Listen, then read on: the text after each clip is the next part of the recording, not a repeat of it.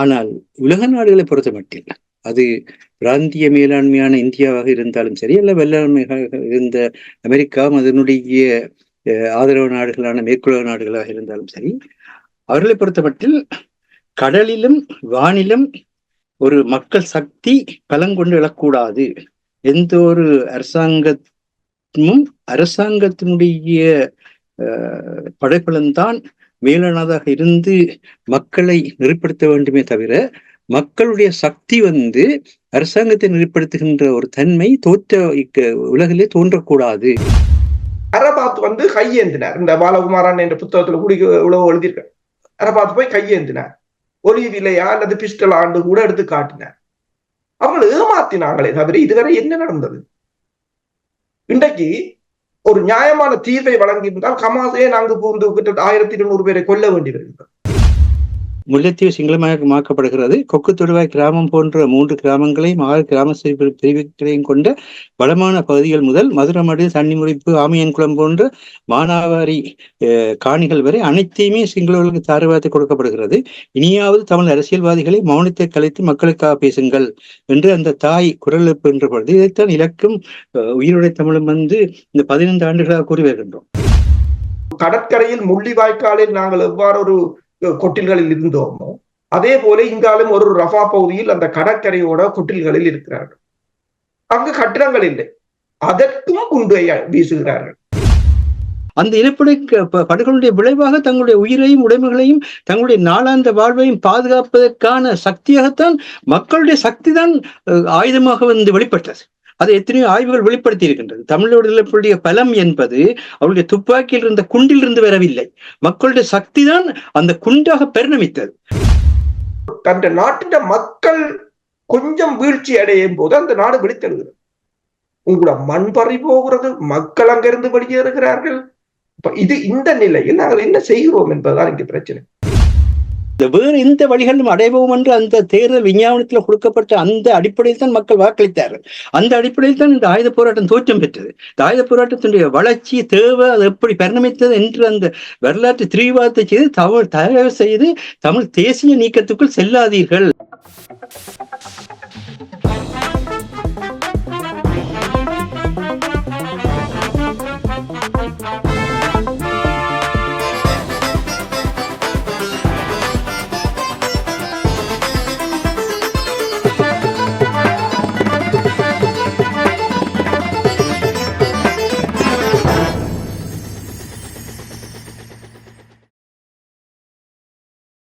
Gowri tours மே ஆஃப்டம் விடுமுறையில் 25 தொடக்கம் 28 வரை 4 நாட்கள் லூட்ஸ் மாதா, டிஸ்னிலாண்ட், ஈஃபில் டவர் சென்று வர ஓர் அரிய சந்தர்ப்பம். உணவு, தங்குமிட வசதி உட்பட தனிநபர் ஒருவருக்கு 420 பவுண்ட்ஸ் மட்டுமே. தொடர்புகளுக்கு 0208308611 gauritours.com. அனைத்துலக உயிரோடை தமிழ் ILC தமிழ் உயிரோடை தமிழில் அன்பர்களே, இலக்கின் சிந்தனை வாராந்த இலக்கு இணைய இதழில் பிரசுரிக்கப்படும் ஆசிரியர் தலையங்கம் அதனுடைய விளக்கத்தை உயிரோடை உறவுகளுக்கு ஒவ்வொரு சனி பிரித்தானிய நேரம் 8 மணி பிரதான செய்திகளை தொடர்ந்து இடம்பெறும் நிகழ்ச்சியாக இலக்கின் சிந்தனை அமைகின்றது. அந்த நிகழ்ச்சியில் எங்களோடு தமிழறிஞர் மூத்த ஆய்வாளர் ஃபெட்மார் மாஸ்டர் அவர்களும் போரியல் ஆய்வாளர் அரசு அவர்களும் இணைந்து விளக்கத்தை தரும் நிகழ்ச்சியாக இலக்கின் சிந்தனை அமைகின்றது. என்றும் கூட எங்களோடு கலையத்தில் மாஸ்டர் இணைந்திருக்கிறார், அரசு அவர்களும் இணைந்திருக்கிறார். வணக்கம் மாஸ்டர்.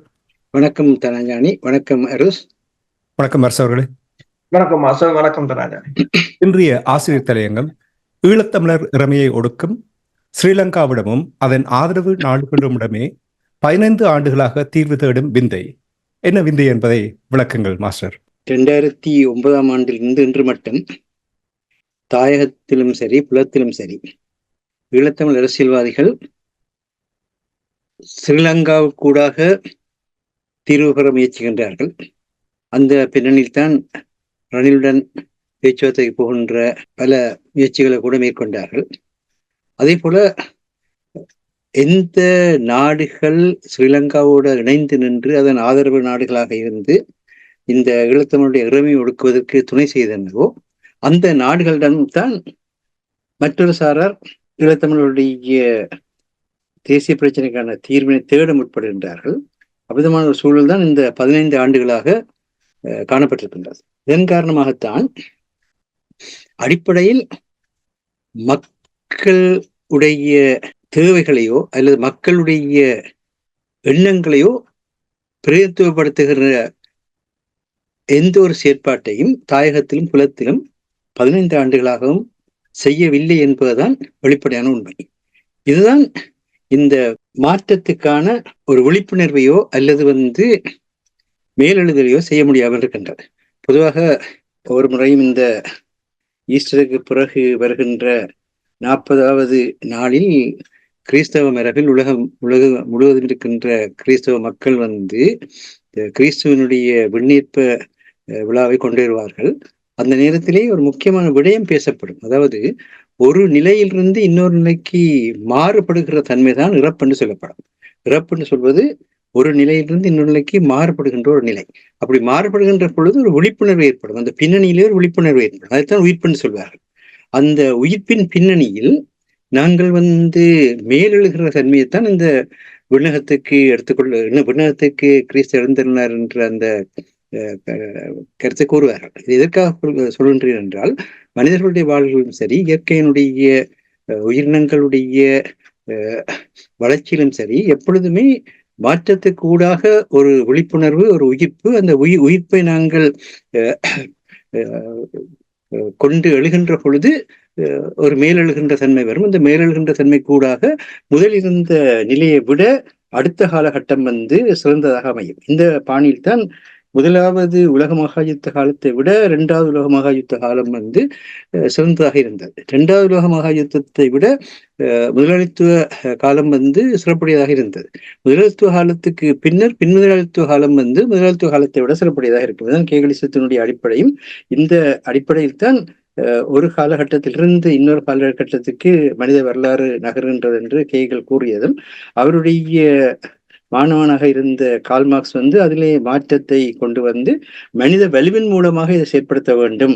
இந்த மனித வலு ஒரு காலத்தில் இருந்து மற்ற காலத்துக்கு மாற்றத்தை ஏற்படுத்துகின்ற பொழுது அந்த விழிப்புணர்வை தெளிவாக்கி அந்த விழிப்புணர்வின் பின்னணியிலே எழ வேண்டும் என்கின்ற கருத்தினை எல்லாம் முன்வைத்தார்கள். ஆனால் இந்த முள்ளிவாய்க்கால் ஸ்ரீலங்காவினுடைய ஈழத்தமிழில அழிப்பு என்பது எதற்காக நடத்தப்பட்டது?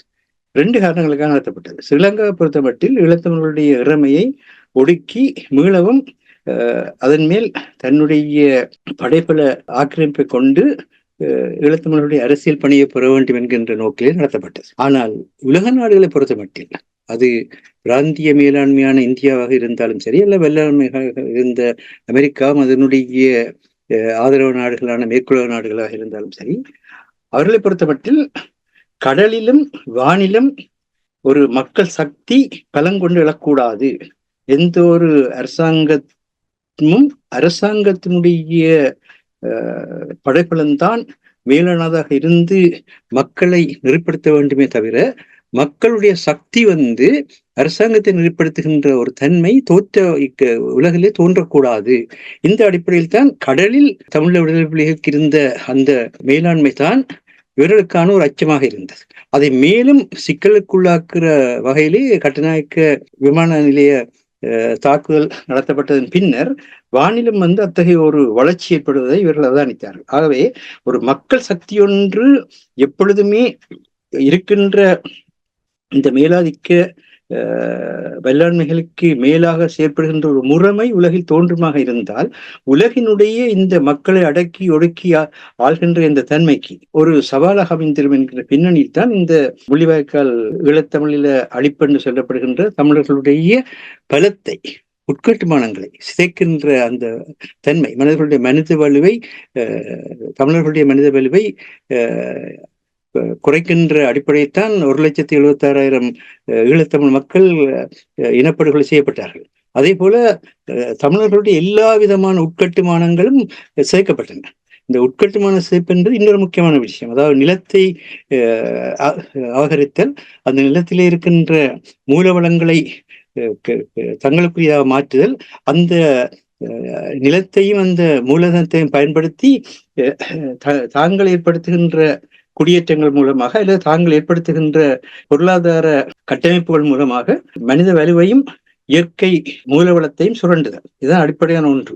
இந்த வகையில் தான் இன்றைக்கு ஸ்ரீலங்கா இந்த 15 ஆண்டுகளாக எதை செய்திருக்கின்றதுன்னு சொன்னால், தமிழர்களுடைய தாயக நிலமும் கடலும் அவர்களிடமிருந்து படைபலத்தின் மூலமாக அபகரிக்கப்பட்டு அங்கே சிங்கள குடியேற்றங்கள் பௌத்த விரிவாக்கம் நடத்தப்பட்டுக் கொண்டிருக்கின்றது. அவ்வாறு உலக நாடுகளும் தங்களுடைய சந்த நிலத்திற்கும் தங்களுடைய இராணுவ தேவைகளுக்கும் ஏற்ற வகையிலே அங்கே வந்து இந்த தமிழுடைய தாயகத்தை இந்த 15 ஆண்டுகளாக அவர்கள் மேலாண்மை செலுத்துவதற்கான எல்லா செயற்பாடுகளும் செய்து கொண்டிருக்கின்றார்கள். அதிலும் இப்பொழுது ஸ்ரீலங்கா வந்து காங்கேசந்துறை, பரந்தன், திருகோணமலை, மாங்குளம் இந்த 4 இடங்களை மையமாக வைத்து இந்த எதிர்வரும் ஜூன் 25ஆம் தேதி ஒரு உலக முதலீட்டு மாநாட்டையே நடத்த இருக்கின்றது. இதன் வழியாக இந்த 4மே தமிழருடைய தாயக நிலங்கள், தமிழுடைய தாயக பகுதி,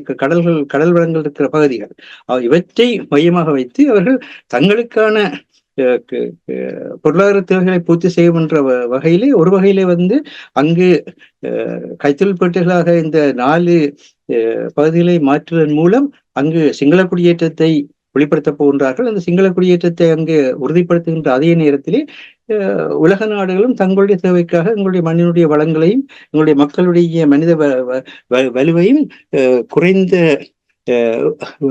ஊதியத்தில் குறைந்த விலையில் பெறப்போகின்றார்கள் என்பதுதான் வெளிப்படையான உண்மை. அதனால்தான் இப்பொழுது மக்கள் இந்த விஷயத்திலே மிகவும் விழிப்புள்ளவர்களாக இருக்கிறார்கள் என்ற அடிப்படையிலே முல்லைத்தீவை சேர்ந்த தங்கம்மா என்கின்ற தாயார் நேரடியாகவே சொல்லியிருக்கின்றார். அதாவது இந்த முல்லைத்தீவு சிங்களமயமாக்கப்படுகிறது, கொக்கு தொடுவாய் கிராமம் போன்ற 3 கிராமங்களையும் 6 கிராம பிரிவுகளையும் கொண்ட வளமான பகுதிகள் முதல் மதுரமடு, சன்னிமுறிப்பு, ஆமியன்குளம் போன்ற மானாவாரி காணிகள் வரை அனைத்தையுமே சிங்களவர்களுக்கு தாரவாதத்தை கொடுக்கப்படுகிறது. இனியாவது தமிழ் அரசியல்வாதிகளை மௌனத்தை கலைத்து மக்களுக்காக பேசுங்கள் என்று அந்த தாய் குரல் எழுப்புகின்ற பொழுது இதைத்தான் இலக்கும் உயிருடைய தமிழும் வந்து இந்த 15 ஆண்டுகளாக கூறி வருகின்றோம். மக்களுடைய குரலாக உங்களை வெளிப்படுத்துங்கள், மக்களை பிரதிநிதித்துவப்படுத்துங்கள், மக்களுடைய காட்சிகளை அங்கிருக்கின்ற நாளாந்த வாழ்விலே அவர்கள் இந்த ஸ்ரீலங்கா சிங்கள பௌத்த பேரினவாத பாராளுமன்ற கொடுங்கோன்மைக்கு கீழ் அனுபவிக்கின்ற துன்பங்களை, படைப்பல அழுத்தங்களை, மக்கள் வாழ முடியாமல் இருக்கிற தன்மைகளை வெளிப்படுத்துங்கள். அவ்விதமாக வெளிப்படுத்துகின்ற பொழுது உறுதியுடன் அதை வெளிப்படுத்த வேண்டும். இப்பொழுது பார்த்தீர்களாக இருந்தால் இஸ்ரேலிய பிரதமர், அமெரிக்காவினுடைய ஜனாதிபதி வந்து அங்கே வந்து ரவாப் மேல் இஸ்ரேல் கனரக குண்டுகளை பயன்படுத்தி தாக்கல் நடத்துமா இருந்தால் தாங்கள் 1000 ராத்தல், 2000 ராத்தல், 500 ராத்தல் குண்டுகளை வழங்குவதை நிறுத்தப் போவதாக கூறினார். ஆனால் இஸ்ரேல் பிரதமர் என்ன கூறினார்? நீங்கள் நிறுத்தினாலும் எங்களுடைய விரலின் கடைசி நகத்தில் பலம் இருக்கிற வரை அந்த நகத்தினுடைய பலத்தை கொண்டு போராடுகின்ற தன்மை, எங்களுடைய மண்ணை பாதுகாக்கின்ற தன்மை இஸ்ரேலுக்கு இருக்கிறது. அவர்கள் வந்து பலஸ்தீனத்தின் மேல் இனஅழிப்பு செய்கின்ற அது வேறு விடயம். ஆனால் அவர்கள் அந்த பிரதேசத்திலே தங்களுக்கு இருக்கின்ற அந்த நில உரிமையை, அந்த மக்களுடைய பாதுகாப்பை நாங்கள் கடைசி மட்டும் நிலைநிறுத்துவோம் என்ற அந்த உறுதியை அவர்கள் வெளிப்படுத்துவதை பார்க்கின்றோம். அதே நேரத்தில் ஏன் அந்த நிலைமையை தமிழர்களால் கையெடுக்க முடியாமல் இருக்கின்றது? என்ன காரணம்? அதுக்கு காரணம் என்னன்னு சொன்னால், நீங்கள் மக்களையும் மண்ணையும் நம்பவில்லை. நீங்கள் மக்களுடைய தன்மை என்ன என்பதும் தாயகத்திலும் சரி புலத்திலும் இருக்கின்ற அரசியல்வாதிகளுக்கு தெரிகிறதும் இல்லை, தெரிய முற்படுவதும் இல்லை. அதே மாதிரி வந்து நீங்கள் வந்து ஏதாவது ஒரு நாட்டினுடைய முகவர்களாக அந்த நாடு சொல்வதை மக்களிடத்திலே கொண்டு செல்கின்ற காவிகளாக இருக்கின்றீர்களே தவிர மக்களுடைய தன்மை என்று பிரித்தானியாவினுடைய தூதுவர் அதை தெளிவாகவே 2 மாதத்துக்கு மேல் கூறினார். அதாவது நான் பதவியேற்ற காலத்தில் இதுவரை யாருமே என்னிடத்தில் வந்து இலங்கை தமிழர்களுக்கு பிரச்சனை இருக்கின்ற கூட பேசவில்லை என்று கூறினார். அவர் கூறுகின்றார்கள், நீங்கள் வந்து என்ன தேவை இருக்கின்ற சொன்னால்தான் எங்களோட தேவைகளை இணைத்து நாங்கள் ஒரு சமாந்திர பாதைக்குள் வருவோம். ஆனால் நீங்கள் வந்து கூறுவதில்லை, யாருமே அப்படி செய்வதில்லை. இப்ப இருந்தால் கடந்த வாரத்திலே ஜப்பானிய, தென்னாப்பிரிக்க, சுவிட்சர்லாந்து தூதுவர்கள் தேசிய மக்கள் சக்தியினுடைய தலைவர் அனுரகுமார திசநாயக்காவையும் அந்த அவர்களுடைய மேலாண்மை குழுவையும் சந்தித்து பேசினார்கள். அப்பொழுது அனுரகுமார திசநாயக்கா தெளிவாக சொன்னார். என்ன சொன்னார்? நாங்கள் வந்து தேசிய பிரச்சனை என்ற வகையில் இது தீர்வு காண மாட்டோம். இந்த பிரச்சனை வந்து மற்றவற்றுடன் சொல்கின்றார். மற்றவற்றுடன் சொல்வது வெளிப்படையாக சிங்கள பௌத்த பேரினவாதம் என்று எல்லாருக்கும் தெரியும். மற்றவற்றுடன் பிணைந்திருக்கின்றது. ஆகவே இதற்கு தனியான முறையில் தீர்வு காண மாட்டோம். அவ்விதமாக கூறுவதன் மூலம் அந்த நல்லிணக்க ஒன்றை கொண்டு வருவோம் என்ற எண்ணத்துடன் போன அந்த சுவிட்சர்லாந்து, தென்னாப்பிரிக்க, ஜப்பான் தூதுவர்களுக்கு கூட நாங்கள் சிங்கள பௌத்த பேரினவாத அடிப்படையில் தான் இதை பார்ப்போமே தவிர நீங்கள் வந்துட்டீங்கள் என்றதுக்காக நாங்கள் உங்களுக்காக தோப்புக்கரணம் அடிக்க மாட்டோம் என்று கூறுகிறார். அது அவருடைய நிலைப்பாடு. அது சரியோ பிள்ளையோன்றது வேற விடயம். ஆனால் இந்த நிலைப்பாடு தான் ரணிலுக்கும் இருக்கிறது, இந்த நிலைப்பாடு தான் சந்திரிகாவுக்கும் இருக்கின்றது, இந்த நிலைப்பாடு தான் ராஜபக்ச குடும்பத்துக்கும் இருக்கின்றது. யாரு எடுத்து பார்த்தீர்கள் என்றாலும் சிங்கள தலைவர்கள் தங்களுடைய மக்களுடைய பாதுகாப்பு, தங்களுடைய மண்ணுடைய பாதுகாப்பு என்ற அடிப்படையில் பேசுகின்றார். ஆனால் எங்களை பொறுத்த மட்டில் மக்களுக்கு என்ன தேவை என்றது, மக்கள் அங்கு என்ன நடந்து கொண்டிருக்கின்றது ஒரு ஊடக வெளிப்படுத்துவதற்கான ஒரு ஊடகத்தை கூட கொண்டு மறக்கிறார்கள். இந்த ஊடகத்தினுடைய தேவையை கூட புரிந்து கொள்கிறார்கள் இல்லையா? அது அந்த அடிப்படையில் தான் மக்களுடைய குரல் எங்களாலேயே ஒடுக்கப்படுகிற ஒரு தன்மையில் இருக்கின்றோம். மக்களுடைய குரல் எங்களாலேயே புறக்கணிக்கப்படுகின்றது. விதமாக புறக்கணிக்கப்படுற ஒரு கட்டத்தில் தான் கடந்த 15 ஆண்டுகளாக என்ன நடந்திருக்கின்றது என்கின்ற அந்த தன்மையை பார்க்கின்ற பொழுது இப்பொழுது அது தெளிவாக தெரிகிறது. இந்த பாராளுமன்றத்தில கொண்டுவரப்பட இருக்கின்ற நல்லிணக்க செயலணி மசோதா என்கின்ற அந்த மசோதாவிலே பயங்கரவாதத்துக்கு எதிரான போர் என்கிற ஒரு சொல்லாட்சியை கொண்டு வருகின்றார். 1983 முதல் 2009 வகையில் ஸ்ரீலங்காவில் நடைபெற்ற பயங்கரவாதம் காரணமாக நிகழ்த்தப்பட்ட போரில் அப்ப அந்த சொல்லாட்சி கூடாகவே அங்க ஒரு தேசிய விடுதலை போராட்டம் நடைபெற்றது, ஒரு சிங்கள அரச பயங்கரவாதம் செயற்பட்டது, அந்த பின்னணியிலே அங்க இன அழிப்பு நடைபெற்றது, அந்த எல்லாவற்றையும் மூடி மறைத்து விட்டு ஏதோ அங்கு தமிழர்கள் பயங்கரவாத தன்மையை ஏற்படுத்தினார்கள். அந்த பயங்கரவாதத்திற்காக போர் நிறுத்தப்பட்டது, அந்த போரிலே அனர்த்தங்கள் ஏற்பட்டன, அந்த அனர்த்தங்களுக்கான தீர்வுகளை கொண்டு வருகின்றோம் என்ற அடிப்படையிலே பேசுகின்றார். அப்போ இப்பொழுது நான் கடந்த வாரத்திலே சொன்னோம், சமூகம் என்ற நிலைக்கு, கம்யூனிட்டி என்ற நிலைக்கு தமிழர்களுடைய இருப்பை மாற்றுகிறார்கள். இந்த வாரத்தில் என்ன செய்கின்றார்கள் என்றால் அந்த தமிழர்களுடைய தேசிய விடுதலை போராட்டத்தை பயங்கரவாதத்துக்கான போர் என்று சொல்லி சொல்கின்றார்கள். தமிழர்கள் தங்களுடைய தாயகத்திலே தங்களுடைய இறமையை மீட்டு தாயக தேசிய தன்னாட்சி தன்மையுடன் வாழ்வதை பிரிவினை என்று கூறுகின்றார்கள். அதே போல ஸ்ரீலங்கா அரசாங்கம் இந்த எல்லா நாடுகளுடனும் சேர்ந்து நடாத்திய அந்த இன அழிப்புக்கு, அந்த உடைமைகள் அழிப்புக்கு, அந்த வாழ்வாதார அழிப்புக்கு எதிராக தமிழ் மக்கள் வெளிப்படுத்திய ஆயுத எதிர்ப்பை பயங்கரவாதம் என்று கூறுகின்றார்கள். இவ்விதமாக கூறுகின்ற பொழுது இவற்றை எதிர்க்கின்ற தன்மை தமிழ் அரசியல்வாதிகள் இல்லை. அதனால்தான் நீங்கள் இப்பொழுது இஸ்ரேலை பொறுத்த மட்டும் இஸ்ரேலுடைய அந்த இருப்பை, அந்த நிலத்திலே அவர்கள் கொண்டிருக்கின்ற நிலைப்பாட்டை பேணுவதற்கு இஸ்ரேலில் இருக்கின்ற அனைவரும் ஒன்றுபட்டு நிற்கின்றார்கள். அது பேணுகின்ற முறையில் இருக்கின்ற பிரச்சனைகள் வேற. ஆனால் அந்த பேணுகின்ற தன்மையில இஸ்ரேலில் இருக்கிற யாருமே மாறுபடவில்லை. அதே போல பலஸ்தீனத்தில் இருக்கின்ற மக்களிடத்திலே கடந்த வாரத்திலே ஒரு 19-20 வயதான ஒரு இளம்பெண்ணிடத்தில் எங்கள் ரஃபாவில் பிரச்சனை நடக்கின்றது, அப்பொழுது நீங்கள் வெளியேறப் போகிறீர்கள் கேட்ட பொழுது அவர் என்ன சொன்னார்? இல்லை, இது என்னுடைய வீடு, இது என்னுடைய மண், நான் இந்த மண்ணித்தான் வாழ்வேன், இந்த வீட்டில்தான் செத்தாலும் சாவன், இதுதான் எங்களுடைய இடமே தவிர நாங்கள் இன்னொரு இடத்துக்கு நாங்கள் போக மாட்டோம், தெளிவாக கூறினார்கள். அந்த மனநிலை, அந்த மக்களுடைய மனநிலை யாரிடத்திலே இருந்து வருகின்றது? ஏழை மக்களிடத்திலே இருந்து, நிலத்துடன் கட்டுண்டு பொருளாதாரத்தை வளர்ப்பவர்களிடமிருந்து, கடலுடன் கட்டுண்டு பொருளாதாரத்தை வளர்ப்பவர்களிடமிருந்து, இயற்கை வளத்துடன் கட்டுண்டு பொருளாதாரத்தை வளர்ப்பவர்களிடம் இருந்து அந்த சக்தி வரும். ஆனால் எங்களுக்குள்ளே இப்பொழுது பொது வேட்பாளர் ஒன்று கூறுகின்றார். அந்த பொது வேட்பாளர் எதற்கு முயற்சிக்கின்றீர்கள்? அந்த ஜனாதிபதி முறைமைதான் நிறைவேற்ற அதிகாரமுள்ள ஜனாதிபதி முறைமை என்று தமிழர்களுடைய இருப்பையே நிலைகுலிய வைத்திருக்கின்ற ஒரு முறைமை. அந்த முறைமையை நீங்கள் ஏற்கின்றீர்கள் என்பதானே அதில் எந்த விதத்தில் பொது வேட்பாளராக நீங்க பங்கு பெற்றினாலும் சரி, அல்லது தனிப்பட்ட நிலையில பங்கு பெற்றினாலும் சரி, அந்த நிறைவேற்ற அதிகாரமுள்ள ஜனாதிபதி முறைமையை ஈழத்தமிழர்கள் ஏற்கின்றார்கள் வெளிப்படுத்த போகிறீர்கள். அதற்குள் என்ன குடியேற்றத்தை நடத்த போகின்றீர்கள்? அதற்கு என்ன குடியேற்றம் இருக்கின்றது? நீங்கள் அந்த ஜனாதிபதி நிறைவேற்று முறைமையை ஏற்றுக்கொண்டு அந்த ஜனாதிபதி நிறைவேற்று முறைமைக்குள் உங்களுக்கு தீர்வு வரும் என்று கொண்டு சொல்லி தமிழர்களுடைய வெளியக சுயநல உரிமையை மறுக்கின்ற செயற்படி நீங்களே செய்கின்றீர்கள். சரி, புறக்கணிக்கிறது அல்லது புறக்கணிக்கிற நிலைக்கு போனாலும் கூட நீங்கள் ஒற்றுமைப்பட்டு எல்லாரும் புறக்கணிப்பீர்களா? அப்படி புறக்கணிப்பதற்கான செயல் திட்டத்தை முன்வைத்து எல்லாரும் ஒற்றுமைப்படுத்தி புறக்கணிக்க வைக்கிறதுக்கான ஒரு ஆற்றல் செய்வீர்கள். அன்றைக்கு நாகாலாந்து மக்கள் கடந்த இப்ப நடந்து முடிந்த இந்தியாவினுடைய லோக்சபா தேர்தலில் தங்கள் பகுதியில் யாருமே வாக்களிக்காம புறக்கணித்தார்கள்.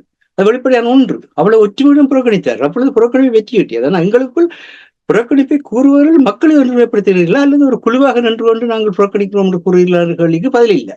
நீங்கள் மக்களை ஒருங்குபடுத்தி மக்களுடைய பின்னணியில அந்த பகுதியிலே நீங்கள் மிகப்பெரிய புறக்கணிப்பை வெளிப்படுத்த ஆற்றல் இருந்தீர்கள் என்றால் நிச்சயமாக அதற்கு ஒரு பதில் பெறும். அல்லது நீங்கள் இந்த ஜனாதிபதி தேர்தல் முறைமைக்குள் இந்தந்த மாதிரியான தமிழர்களுக்கான இனஅழிப்பு முறைகள் இருக்கின்ற இந்த மாற்றுவீர்களான்ற ஒரு கேள்வியை வைத்து நீங்கள் அந்த அடிப்படையில் தான் நாங்கள் ஆதரவளிப்போம் என்ற ஒரு நிபந்தனையை முன்வைத்தீர்கள் என்றால் சில விஷயங்கள் வெளிவரும். அதாவது இது ஒரு பெரிய குழப்ப நிலை இருக்கிற காரணம் என்னென்றால் மக்களையும் மண்ணையும் நீங்கள் கவனத்தில் எடுக்கிறீர்கள் இல்லை. மக்களிடம் போகும் மற்ற காலத்துடன் சேர்ந்து மக்கள் மாறுவார்கள்.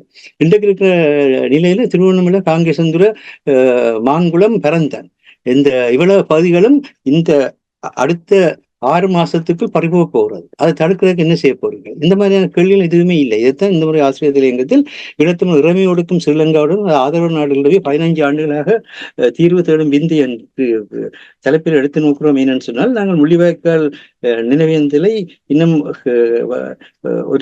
இந்த வாரத்துக்குள் கொண்டாட இருக்கணும். இந்த மாதம் முழுவதும் அதை பற்றிய பலவிதமான நினைவு முன்னெடுப்புகள் நடைபெற்றுக் கொண்டிருக்கின்றன. இந்த ஒரு சூழலில் சரி அந்த முள்ளிவாய்க்கால் யுத்தம் என்பது ஈழத்தமிழர்களுடைய இறமையை ஒடுக்குவதற்காக ஸ்ரீலங்காவும் அதனுடைய ஆதரவு நாடுகளும் செய்த யுத்தம். அதனால தான் அவர்கள் இன்று மட்டும் ஐக்கிய நாடு சபை அனைத்துலக சட்டங்களுக்கு கீழ் எந்த ஒரு சட்ட அழுத்தத்தையும் ஸ்ரீலங்காவுக்கு ஏற்படுத்தவாறு இந்த நாடுகள் பாதுகாக்கின்றன. இதே நாடுகள் தான் ஸ்ரீலங்கா இந்த யுத்தத்துக்கு செய்த மிகப்பெரிய போர் செலவு காரணமாக ஏற்பட்ட வங்குரோத்த நிலையிலிருந்து அதனுக்கு பிணையெடுத்து வெளியே கொண்டு வருகிறார். உங்களை பார்க்க தெரியவில்லையா? அப்ப இவர்களிடத்திலே நீங்கள் சென்று கையேந்திருக்கின்ற தன்மையை விடுத்து மக்களுடைய ஆற்றலை, மக்களுடைய கல்வியை, மக்களுடைய வறுமையை, மக்களுடைய ஆற்றல்களை அவர்கள் வெளிப்படுத்துவார், அவர்களுடைய வளங்களை பெருக்குவதை செய்யுங்கள் என்பது அந்த ஆசிரியர் தலையங்கத்தினுடைய வேண்டுகோள்.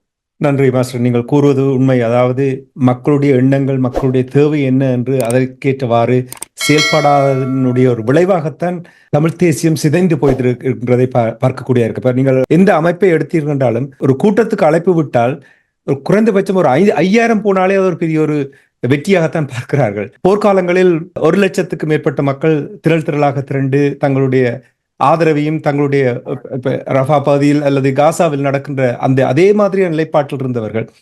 இதுதான் இப்பொழுது இருக்கின்ற நிலைமை. ஒன்று மட்டும் தெளிவாக தெரியுது, இவர்களிடம் ஒரு மாற்றம் ஒன்று வர வேண்டும் என்பதை பலர் நாங்களும் கூறிக்கொண்டு வருகின்றோம். அரசு அவர்கள் உங்களிடம் வருகின்றேன். மாஸ்டர் கூறிய விடயங்களை வைத்து பார்க்கும் பொழுது ஒரு நிலை மாற்றம் காண முடியாமல் இருப்பதற்கு இப்ப உங்களுக்கு தெரியும் போர்க்காலத்தில் எவ்வாறு அவர்கள் நடந்தார்கள் என்றதை தெரியும். இனி அரச பயங்கரவாதம், காசாவில் இஸ்ரேல் அரச பயங்கரவாதம் தொடுத்திருக்கின்றது. அதே போல்தான் இதே மாதிரியான நிலைமைதான் இலங்கை தீவிலும். எந்த ஒரு பாரபட்சமின்றி பெண்கள், குழந்தைகள் என்று வயதுவர்கள் என்று எந்த ஒரு பாரபட்சம் இல்லாமல் கொத்து குண்டுகளை போட்டு கொன்று குவித்தார்கள். இந்த நிலை மாற்றம் ஏற்படுத்த முடியாமல் இருப்பதற்கு என்ன காரணம்? ஒன்று. மற்றது, தமிழ் பிரதிநிதிகளுடைய உண்மை நிலையை இப்பொழுது வெளிப்படுத்திக் கொண்டிருக்கிறார். அதாவது அவர்கள் எவ்வாறு ஒரு சுய லாபத்துக்காக செயல்பட்டுக் கொண்டிருக்கிறார்கள் என்ற விடயங்களை வெளிப்படுத்துகின்றது. சமூக வலைத்தளங்களூடாக, வானொலிகள், காணொலிகள் ஊடாக வெளிப்படுத்தி மக்கள் ஒரு தெளிவு பெறுகிறார்கள் என்று நீங்கள் நம்புகிறீர்கள்? உண்மைதான். என்னவென்று சொன்னால், இப்ப நான் இந்த முறை இலக்குக்கு எழுதின கட்டுரையில் ஒன்றை கூறியிருந்தேன். அதாவது தலையங்கம் வரலாற்றை மாற்றாது மறக்காது தடைகளை தகர்த்து நகரும் சீனாவின் உத்தி என்று. அவங்க ஒருபோதும் தங்களோட வரலாற்றை மாற்ற முற்படவில்லை, மறக்கவும் இல்லை.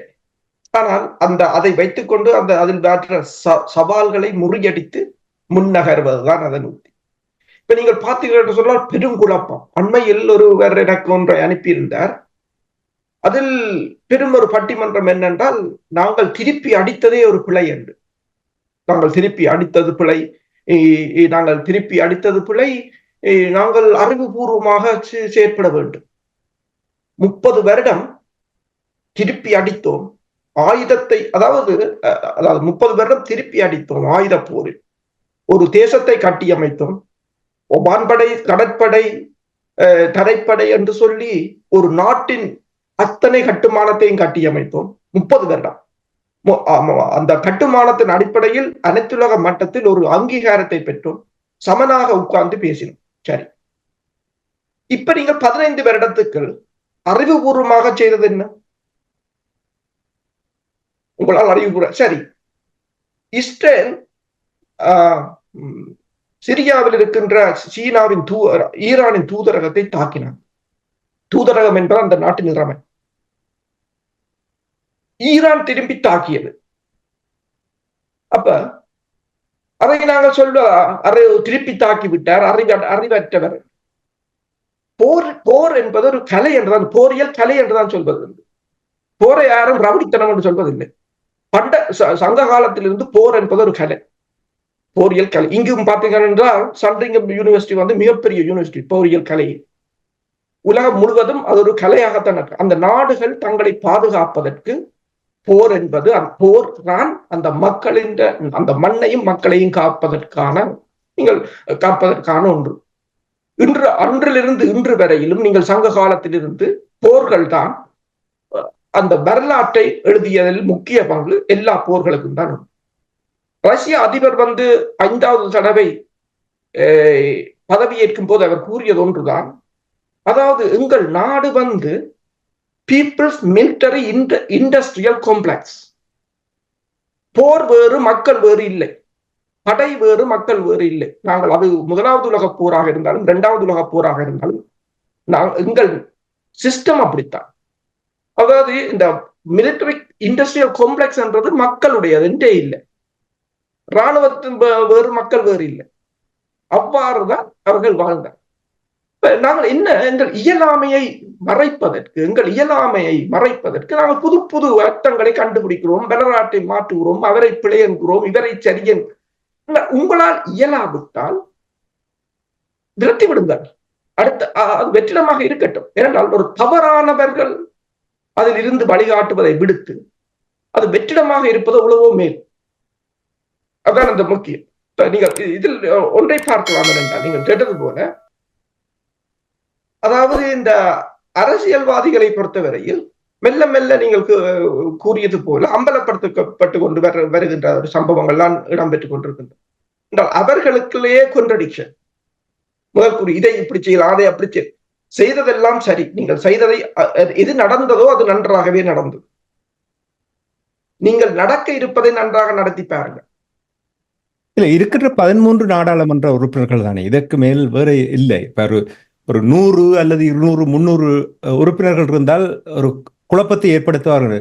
13 நாடாளுமன்ற உறுப்பினர்களாக ஒரு மேசையில் இருந்து பேச முடியாமல் இருக்கின்றனர் என்றால் நாங்கள் எல்லோருமாக சேர்ந்து ஏமாற்றிக் கொண்டிருக்கின்ற ஒரு நிலைமையை நீங்கள் பார்க்கவில்லையா? உண்மைதான். என்னென்றால் இது நாங்கள் என்ன இங்கு செய்கின்றோம், ஒரு சுருக்கமாக ஒரு வரியில் பார்த்து என்ன செய்கின்றோம்? போராடுகின்றோமா, அரசியல் செய்கின்றோமா? நாங்கள் அரசியல் செய்கின்றோம். அரசியலிலும் 2 இருக்கு.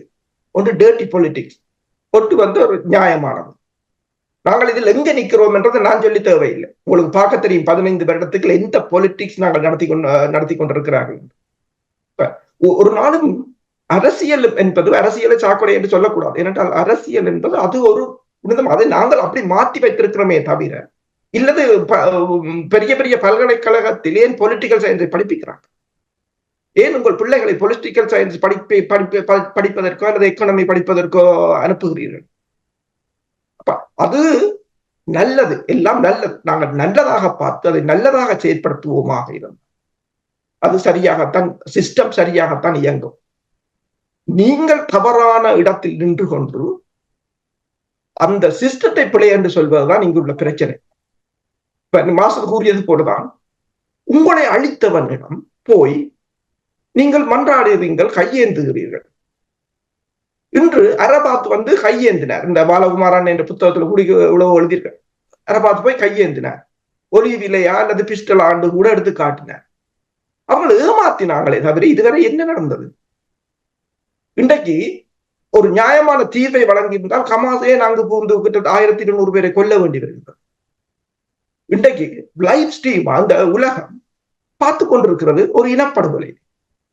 எல்லா கட்டிடங்களுமாக அடிச்சாச்சு, டென்ட்ல இருக்கிறாங்க. நீங்கள் அந்த படத்தை பார்த்தீர்கள் என்றால், ஒரு கடற்கரையில் முள்ளிவாய்க்காலில் நாங்கள் எவ்வாறு ஒரு கொட்டில்களில் இருந்தோமோ அதே போல இங்காலும் ஒரு ரஃபா பகுதியில் அந்த கடற்கரையோட கொட்டில்களில் இருக்கிறார்கள். அங்கு கட்டிடங்கள் இல்லை, அதற்கும் குண்டு வீசுகிறார்கள். அப்ப நாங்கள் எங்களை தடுக்காத போது நாங்கள் ஒன்றை கூறியிருந்தோம், இந்த நாங்கள் செய்தது பிள்ளை. இப்ப இப்ப இப்ப கலைக்கிறவர் என்ன சொல்கிறாங்கன்னா, எங்கள் அரசியல் பிள்ளையை ஆட்டுக்குட்டி பிள்ளை கண்டு. ஆனால் இப்ப எந்த அரசியல் பிழைச்சி போய் இந்த இனப்படுகொலை நடந்து கொண்டிருக்கின்றது? நாங்கள் செய்ததும் சரி, நாங்கள் அன்று செய்தது அத்தனையும் சரி. என்னவென்று சொன்னால், நாங்கள் தவறான இடங்களில் நிற்கின்றோம். இன்றைக்கு பார்த்தீர்கள் என்று சொன்னால், அதாவது இப்போ ஒன்று போட்டிருக்கிறார்கள், சீனாவை பொறுத்தவரையில், அதாவது ஆப்பிரிக்கா நாடுகளாக இருந்தாலும் சரி, சவுத் அமெரிக்காவாக இருந்தாலும் சரி, ஆசிய நாடுகளாக இருந்தாலும் சரி, அதன் கடன் தொகை மிக மிக அதிகரித்திருக்கிறது. அதாவது டபுள் ஆகி இருக்கின்றது. அதாவது 2016 2022 வரையிலும் ஸ்ரீலங்காவோட 4.6 பில்லியனா இருந்தது 8.8 பில்லியனா மாறி இருக்கிறது சீனாவின் கடன். பாகிஸ்தான் 7.6 பில்லியனா இருந்தது 26 பில்லியனா மாறி இருக்கின்றது. பங்களாதேஷையும் அப்படித்தான். ஆனால் ஏன் இந்த நாடுகள் அவனிட்ட கடன் போகுது? கிட்டத்தட்ட 189 நாடுகளுக்கு சீனாவின் அபிவிருத்தி வங்கி வந்து 223 பில்லியனை கொடுத்திருக்கு. ஏன்? சரி, ஒன்றை கேட்கலாம், ஏன் இந்த நாடுகள் சீனாவிடம் போகின்றது? IMF-இடம் வாங்கலாம். IMF ஓடுகின்ற நிபந்தனை உங்களுக்கு தெரியும். நாளைக்கு உங்களோட கிணத்துல தண்ணி அள்ளினாலும் டாக்ஸ் கட்டும், இலவச கல்வியை நிறுத்தும், அவன் தான் போட்டதை வட்டி முதலமாக எடுப்பான். ஆனால் அவங்க என்ன கூறுவாங்க? சீனா பிரிடேட்டர் என்று கூறுவாங்க. இது வந்து உலகத்தின் பொலிட்டிக்ஸ். இதுகள் எல்லாத்தையும் நாங்கள் கடந்து பார்த்துத்தான் போக வேண்டும். இலங்கையை பொறுத்தவரையில் இலங்கை வார ரெவென்யூல 54% வட்டியை கட்டும். பாகிஸ்தான் தன் வார ரெவென்யூல 57% வட்டியை கட்டும். மாலதீவு 0.3 பில்லியன்ல இருந்து இப்ப 1.2 பில்லியனாக வந்ததும் இப்ப கடந்த 10ஆம் தேதி இந்திய ராணுவம் வெளியேறிட்டது ஒபிஷியலா.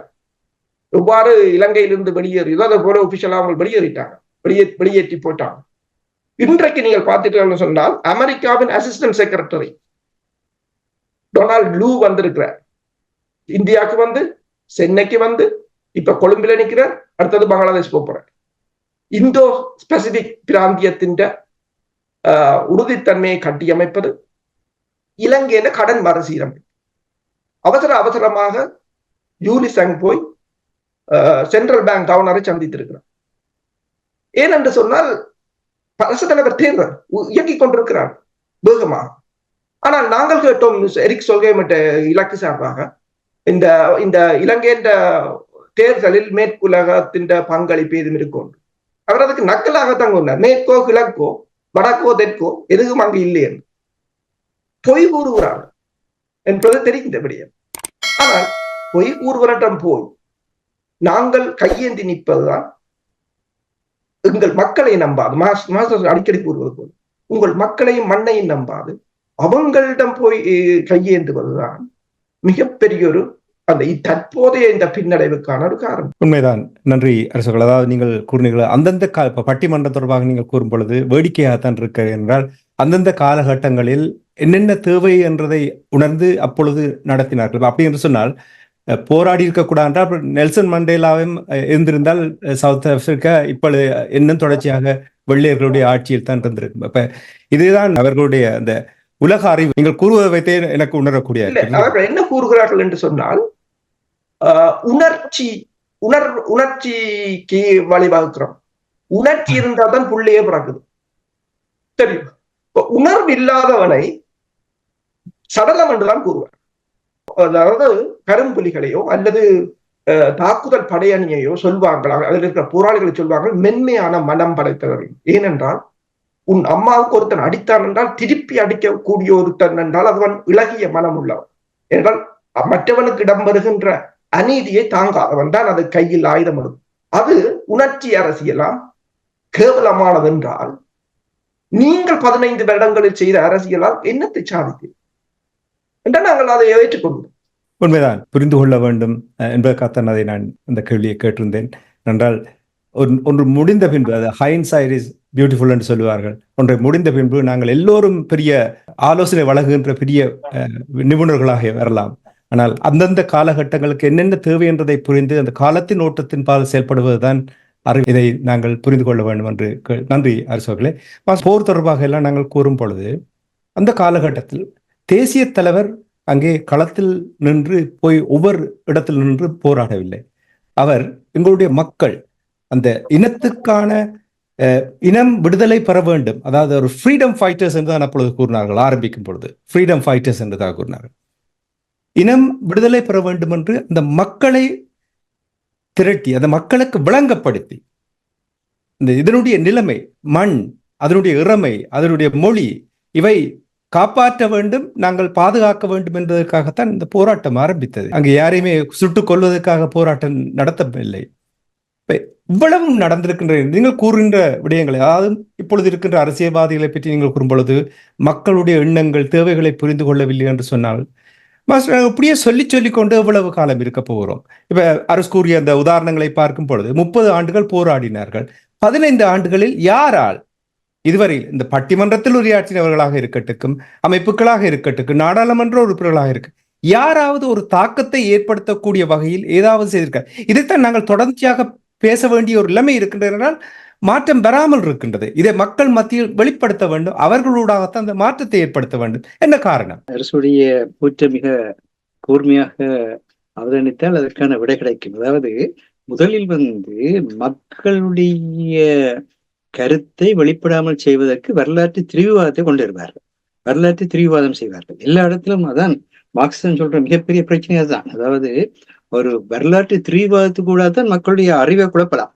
இப்பொழுது என்னென்றால், இப்பொழுது நாங்கள் அந்த நேரத்தில் யாழ்ப்பாணத்தில் வாழ்ந்து கொண்டிருந்த முறையில சாட்சியம் சொல்ல வேண்டிய தேவை கூட இருக்கிறது. என்னிடத்துல இரவு 9:30 மணிக்கு என்னிடத்துல அப்பொழுது யாழ்ப்பாண பாராளுமன்ற உறுப்பினர் ஜோயசன் அவர்களுடைய ஜாப் பேங்க் ஃபார்ம் இருந்தது. இன்பம் இரவு 9:30 மணிக்கு என்னிடத்தில் அந்த ஜாப் பேங்க் ஃபார்ம் ஒன்றில் அவருடைய படிப்புக்கேற்ற ஒரு வேலைக்கு அவர் விண்ணப்பத்தை நிரப்பி தந்துவிட்டு அவர் ஒரு வசனம் கூறினார். என்னன்னு சொன்னால், ஜோயசனிடம் கூறுங்கள், நாங்க இந்த ஃபார்மை நிரப்புறது என்னுடைய அறிவுக்கேற்ற என்னுடைய வேலை ஒன்று எடுக்க வேண்டும் என்பதற்கு. ஆனால் அது எங்களுடைய அரசியல் விழிப்புணர்ச்சியோ அரசியல் செயற்பாட்டையோ எந்த விதத்திலும் உள்வாங்குற ஒரு செயலாக நாங்கள் அமைத்துக் கொள்ள மாட்டோம் என்று சொல்லுங்கள் என்று சொல்லிவிட்டு காலையில போன பொழுது, அடுத்த நாள் காலையில நான் நித்திரையில எழும்புறன். அவர் மண்டதீவு சந்தியில துண்டு துண்டாக வெட்டி கொல்லப்பட்டு வீசப்பட்டிருக்கிறார்.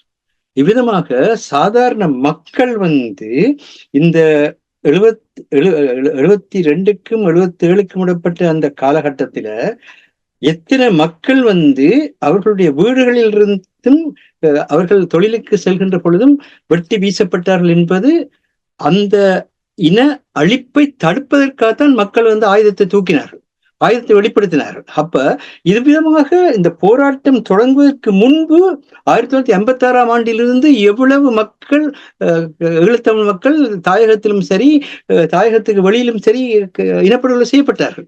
அந்த படுகொலையுடைய விளைவாக தங்களுடைய உயிரையும் உடைமைகளையும் தங்களுடைய நாளாந்த வாழ்வையும் பாதுகாப்பதற்கான சக்தியாகத்தான் மக்களுடைய சக்தி தான் ஆயுதமாக வெளிப்பட்டது.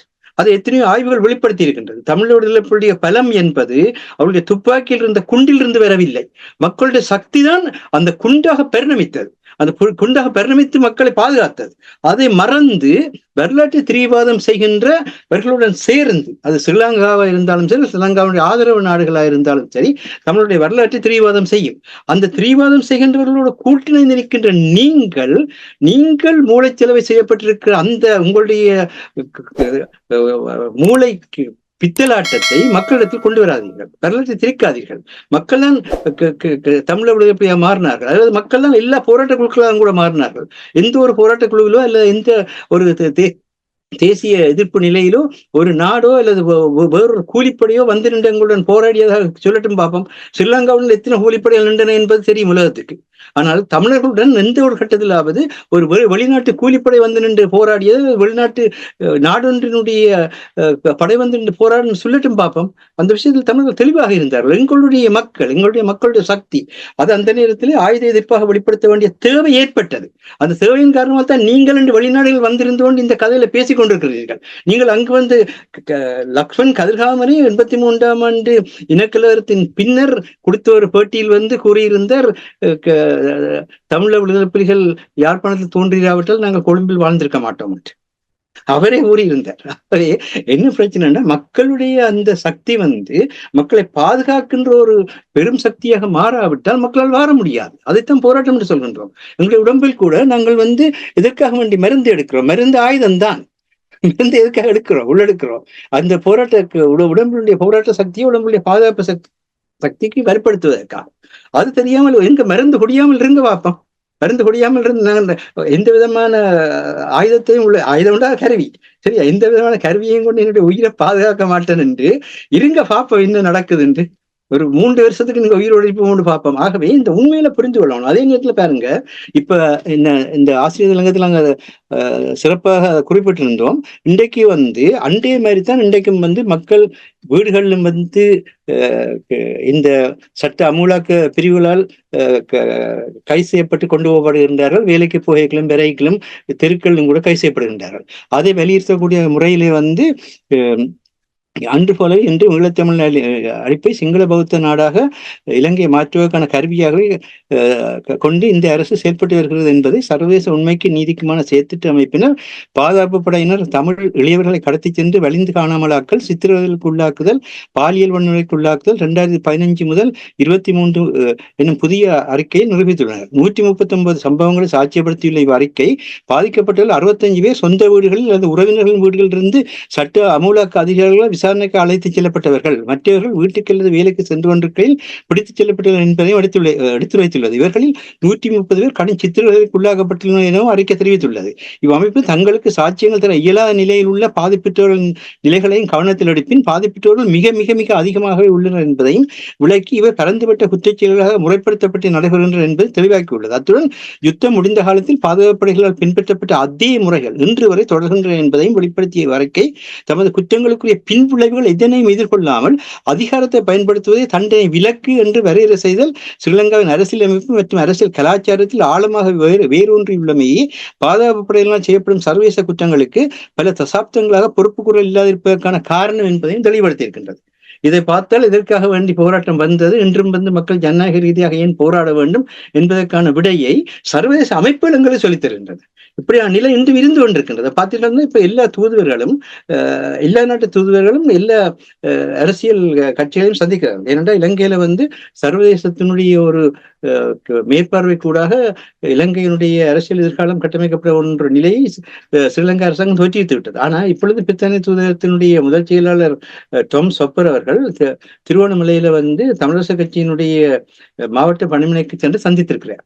அங்க திருவண்ணாமலையுடைய நிலைமை என்ன, அங்க திருவண்ணாமலை மாவட்டத்தில் தமிழ் மக்கள் எதிர்கொள்கின்ற நில ஆக்கிரமிப்பு சிக்கல்கள் என்ன, வேலைவாய்ப்பு பிரச்சனைகள் என்ன, பொருளாதார சிக்கல்கள், பெண்கள் தலைமை தாங்கும் குடும்பங்களில் உள்ள சிக்கல்கள் என்று பல்வேறுபட்ட விஷயங்களை கேட்டிருக்கிறார். ஆனா இவர்கள் அதற்கான புள்ளிவிவரத்துடன் சரியான பதிலை கொடுத்திருப்பார்கள் எதிர்பார்க்கின்றீர்களா? இதெல்லாம் இருக்கிற பிரச்சனை.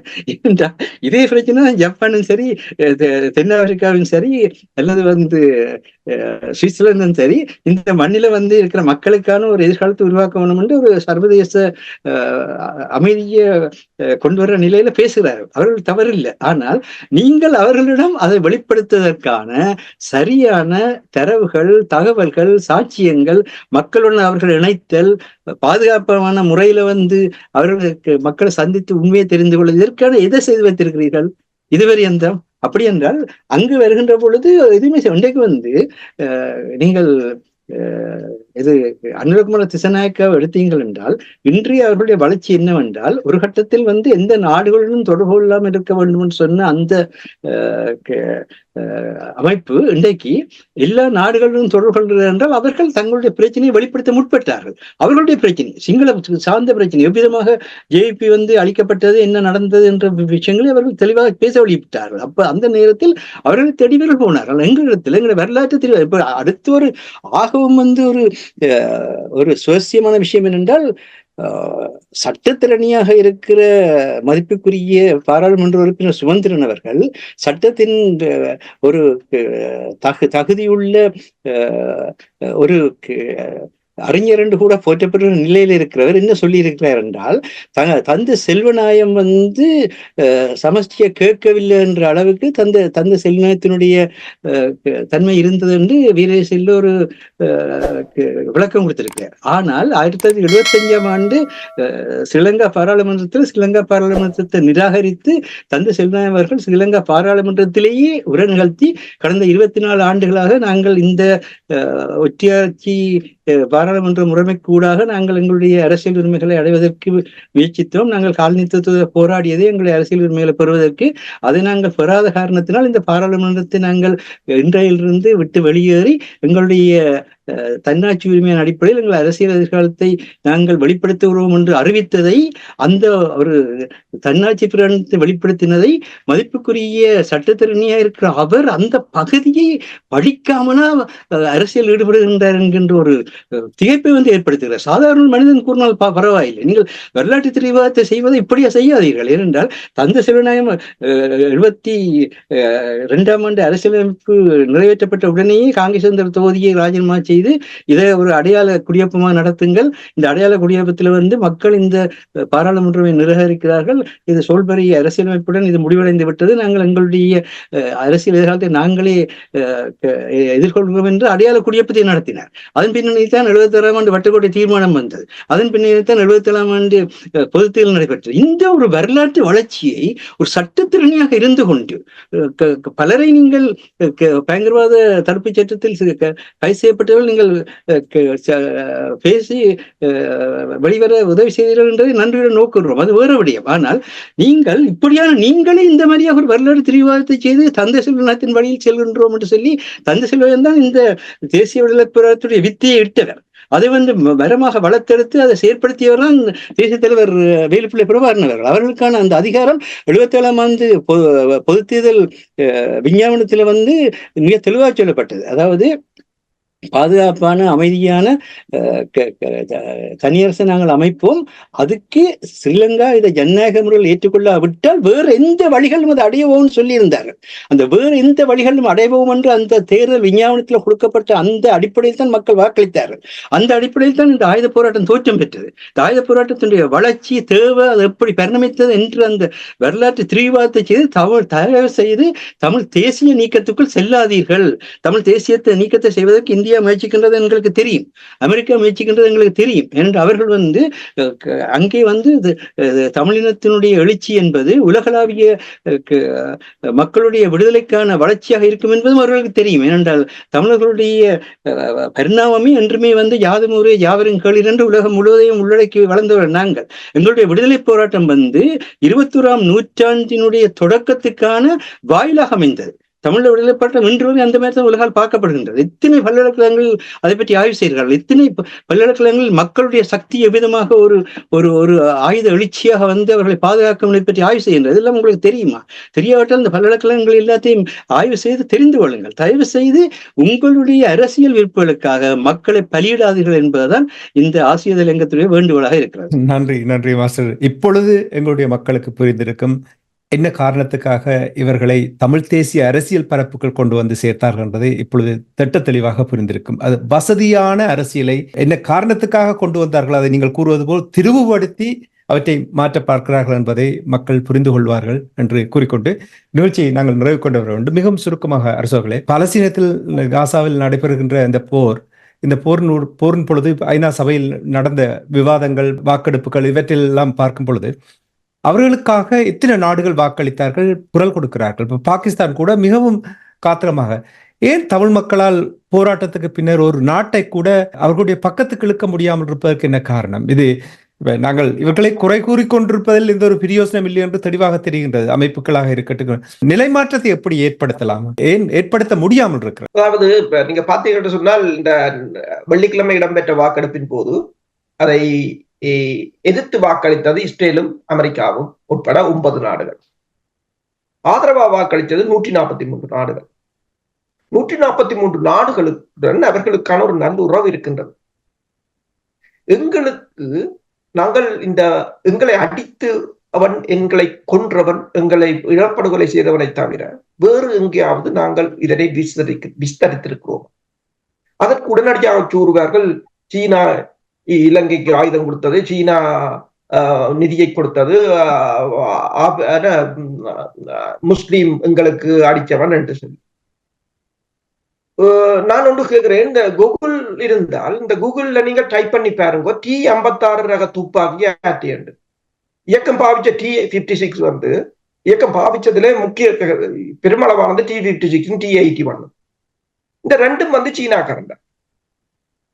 அப்ப உங்களோட தியரிப்படி பார்த்தால் இப்ப சீனா இயக்கத்துக்கு ஆயுதம் வழங்கினது எடுக்கிறதா அல்லது சீனா இலங்கைக்கு ஆயுதம் வழங்கி சீனா இலங்கைக்கு ஆயுதம் வழங்கினது கூடவா இயக்கத்துக்கு ஆயுதம் வழங்கினது கூடவான்றது இப்ப ஒரு பெரிய கேள்வியா வரும். இது ஒரு சிம்பிள் விஷயம்.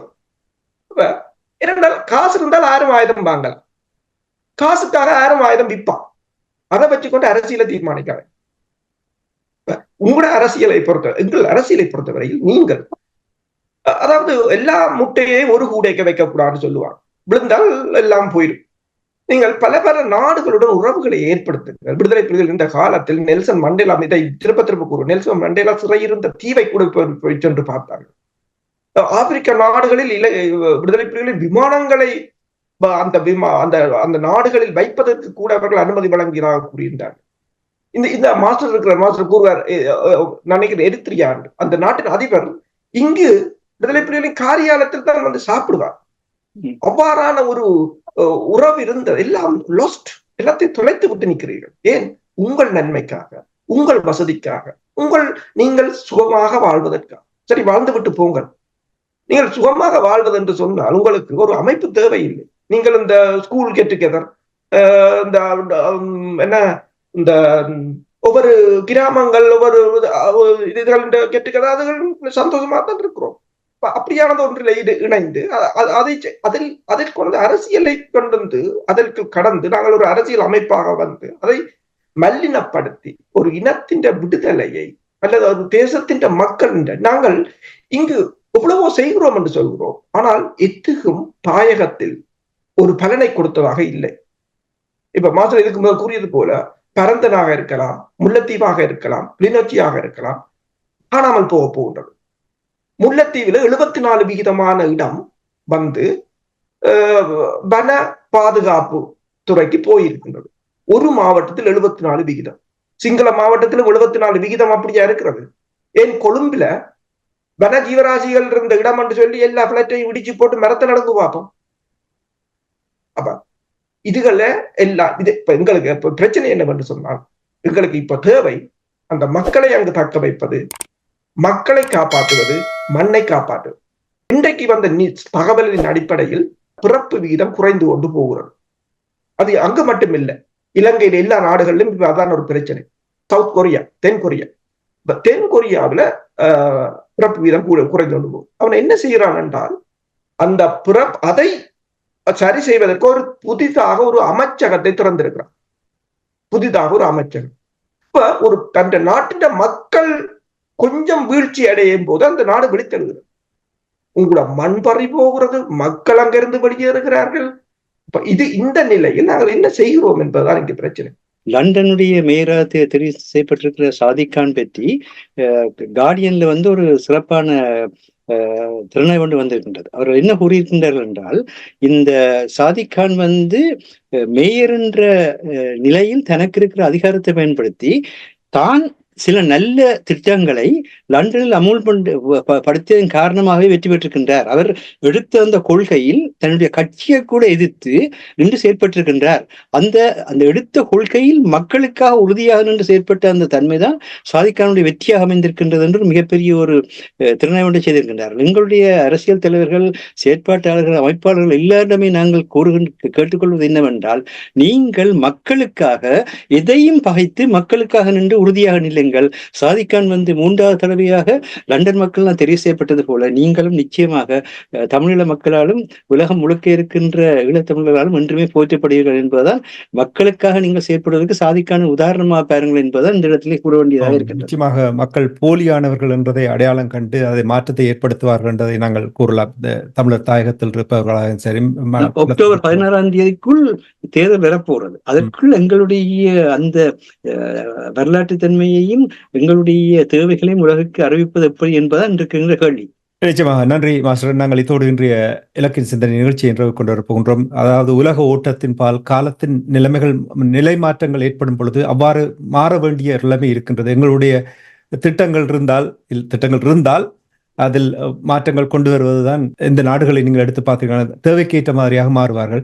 அந்த மாற்றங்களை ஏற்படுத்த வேண்டும், தாக்கத்தை ஏற்படுத்த வேண்டும், தியாகங்கள், அர்ப்பணிப்புகள் இவற்றை வீண் போகாமல் அவர்களுடைய லட்சியத்தை அடைவதற்கு இவர்கள் தங்களுடைய முயற்சியை மனசுத்தியோடு எடுத்துச் செல்ல வேண்டும் என்று கேட்டுக்கொண்டு இன்றைய இலக்கின் சிந்தனை நிகழ்ச்சியை இதோடு நிறைவுக்கு கொண்டு வருகின்றேன்.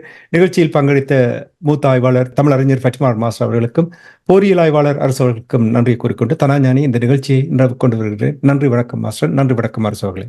நன்றி, வணக்கம். Gowri tours May half term விடுமுறையில் 25 தொடக்கம் 28 வரை 4 நாட்கள் லூட்ஸ் மாதா, டிஸ்னிலாண்ட், ஈஃபில் டவர் சென்று வர ஓர் அரிய சந்தர்ப்பம். உணவு, தங்குமிட வசதி உட்பட தனிநபர் ஒருவருக்கு 420 பவுண்ட்ஸ் மட்டுமே. தொடர்புகளுக்கு 0208 830 8611 gauritours.com.